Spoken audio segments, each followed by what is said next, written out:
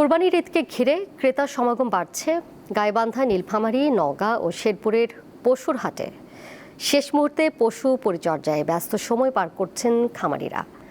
নানা কারণে আশঙ্কা থাকলেও পশুর ন্যায্য মূল্য পাওয়ার আশা তাদের।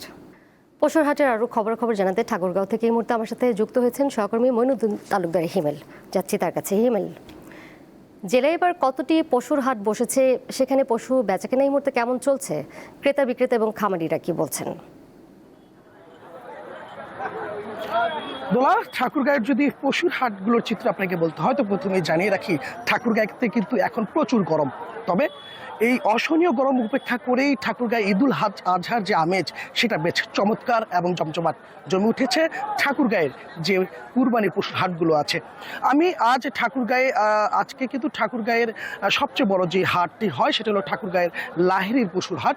আমি সেই হাটে আজকে ছিলাম। আজ সারাদিন ঠাকুরগাঁর লাহিড়িতে ছাগল এবং গরুর সাথে মহিষের বেচা কেনা হয়েছে। সকাল থেকে আমি যেটা লক্ষ্য করেছি, প্রচুর পরিমাণে যেরকম গরুর সেখানে আগমন ছিল, সেই সাথে সেখানে ব্যাপক ক্রেতাদের উপস্থিতি ছিল।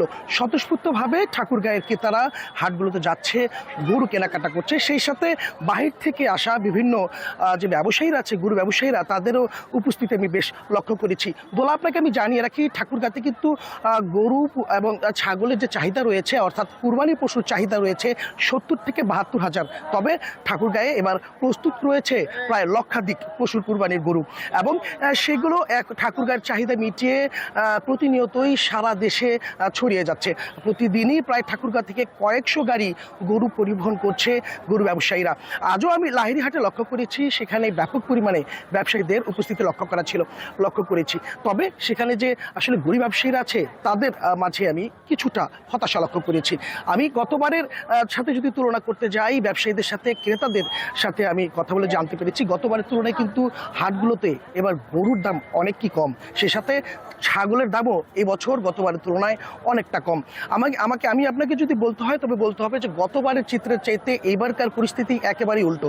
গতবার যেখানে গরু ব্যবসায়ীরা বেশ খুশি ছিল, সন্তুষ্ট ছিল এবং গরুর দাম নিয়ে তারা বেশ উচ্ছ্বাসিত ছিল, সেখানে একই সময়ে সেখানকার যে ক্রেতা সমাগম ছিল, সে ক্রেতারা গত বছর কিন্তু অতিরিক্ত গরুর দামের একটু অভিযোগ করে আসছিলেন। তবে এবার আমি হাটগুলোতে ঘুরেছি এবং সেখানে ক্রেতাদের সাথে কথা বলে জানতে পেরেছি অধিকাংশ ক্রেতারাই গরুর দাম নিয়ে বেশ খুশি, সন্তুষ্ট। তবে অপরদিকে গরু ব্যবসায়ীরা বেশ হতাশা প্রকাশ করছে।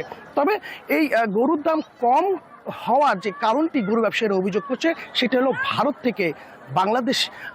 ভারত সীমান্ত দিয়ে ভারতীয় গরু বাংলাদেশে প্রবেশ করছে।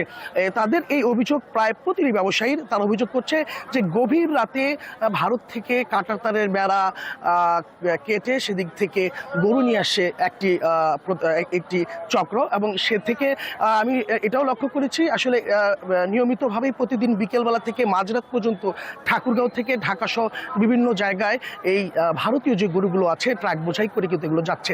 আমি ঠাকুরগাঁও প্রশাসনের সাথে কথা বলেছি। ঠাকুরগাঁও প্রশাসন জানিয়েছে তাদের এই বিষয়টি জানা ছিল না, তারা এই তদারকি আরও জোরদার করবে, কোনোভাবেই যাতে পরবর্তীতে আর কোনো ভারতীয় গরু বাংলাদেশে প্রবেশ করতে না পারে সেদিকে প্রশাসন লক্ষ্য রাখবে।